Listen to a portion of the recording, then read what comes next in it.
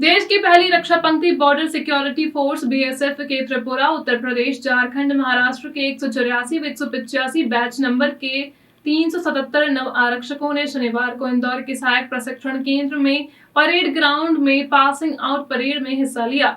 इस दौरान उन्होंने देश की सरहदों की निगाहबानी करने की शपथ ली। मौके पर सहायक प्रशिक्षण केंद्र के महानिरीक्षक JKS रावत ने परेड की सलामी ली और निरीक्षण किया। उनके सामने नव आरक्षकों ने नए जोश और उत्साह के साथ संविधान की रक्षा, राष्ट्र की एकता, अखंडता और प्रभुत्ता बनाए रखने में खुद को समर्पित करने और झोंक देने का संकल्प दोहराया। मौके पर सभी ने शानदार ड्रिल और मार्च पास्ट करके अपने बुलंद इरादों का इजहार किया। जवानों का जोश और जुनून देख दर्शकों के साथ उनके परिजन भी गर्व से फूले नहीं समा रहे थे। 44 सप्ताह की कठिन साधना और हाथ तोड़ मेहनत के बाद आए इस दिन का सभी ने बेसब्री से इंतजार किया, इसलिए दूर दराज से उनके माता पिता यहां पहुंचे थे। पासिंग आउट परेड में बैच नंबर 184 और 185 के कुल 10 जवानों को विभिन्न क्षेत्रों में बेहतर करने के लिए सम्मानित किया गया। इसमें 184 बैच के ओवरऑल बेस्ट करने में मनोज कुमार और 185 बैच में प्रियव्रत शामिल है। मौके पर IG JKS रावत ने किसी की दीक्षांत परेड के बाद औपचारिक तौर पर सीमा सुरक्षा बल के महत्वपूर्ण सदस्य बन गए हैं।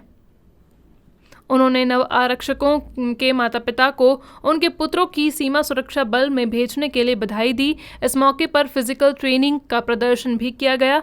BSF के बैंड ने अपनी धुन से रोमांचित किया। भगवान उसको ऐसे आशीर्वाद दिया है, मतलब BSF में सीमा सुरक्षा बल में उसका नौकरी मिला। अभी भारत माता का हमारा जमीन सुरक्षा रखने के लिए उसको एक जिम्मेवारी मिला। मैं पायलट हूँ, मैं बहुत खुश हूँ। आपका नाम बताइए। मेरा नाम मोरन चंद्र नट्टो, मैं त्रिपुरा से आया हूँ। पिछला जो रिक्रूट्स का बैच पास आउट हुआ था वो जुलाई 2020 में हुआ था, और 2020 के बाद चूँकि कोरोना की इस महामारी की वजह से ट्रेनिंग एक्टिविटीज़ इन रिक्रूट्स की नहीं हो पाई थी, तो उसके बाद लास्ट ईयर 2021 मार्च अप्रैल के महीने में हमारे पास तकरीबन 1250 रिक्रूट्स आए थे अपनी बुनियादी प्रशिक्षण के लिए। और उसमें से जो फर्स्ट बैच है तकरीबन 377 नवारक्षकों का, वो आज अपना 44 हफ्ते का कठिन प्रशिक्षण पूरा करने के बाद दीक्षांत समारोह उनका आज है, और वो अब अपने अलग अलग सीमांतों पे जा कर के अपनी ड्यूटी के लिए मुस्तैदी से अपना ड्यूटी करने के लिए वहाँ पर डिप्लॉय हो जाएगा। सर, कोरोना काल में कितना चुनौतीपूर्ण रहा इस तरह ट्रेनिंग देना, ट्रेनिंग करना, नवारक्षकों का आना, उनको स्टे कराना, उनकी सारी सुरक्षा किस तरह से STC में इस तरह कैंपस में रहा उस समय? इन लोगों के आने के बावजूद भी कोरोना एकदम से गया तो नहीं, लेकिन कोरोना की महामारी तो थी, लेकिन हमारे पास एक चैलेंज था कि इस तरह की ये महामारी, चूँकि इन सभी लोगों को एक साथ रहना पड़ता है, तो ये इन्फेक्शियस तरह की बीमारी है, तो वो ना फैले, तो उसके लिए हमने पूरे एहतियात बरते।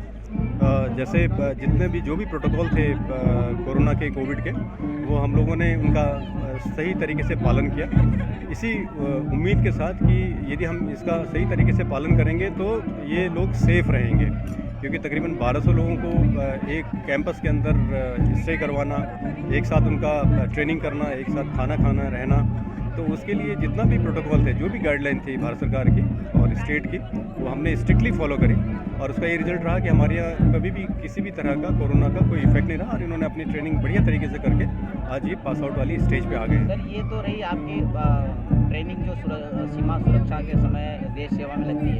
एक महत्वपूर्ण कोरोना काल ने एक चीज़ सिखाई है कि अब फ्रंट वॉरियर के रूप में सुरक्षा के जो जवान हैं वो भी सामने आए।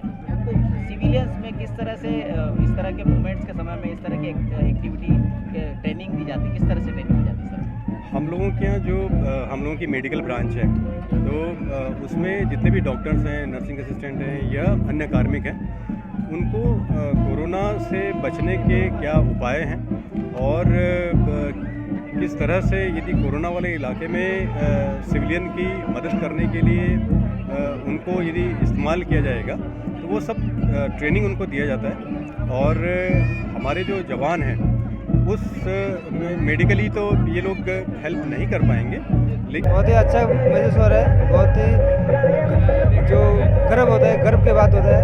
मैं भी एक सैनिक परिवार से हूँ। मेरे पापा एक फौजी है और मैं उससे प्रेरणा लेके मैं फौजी बना हूँ। बस वही।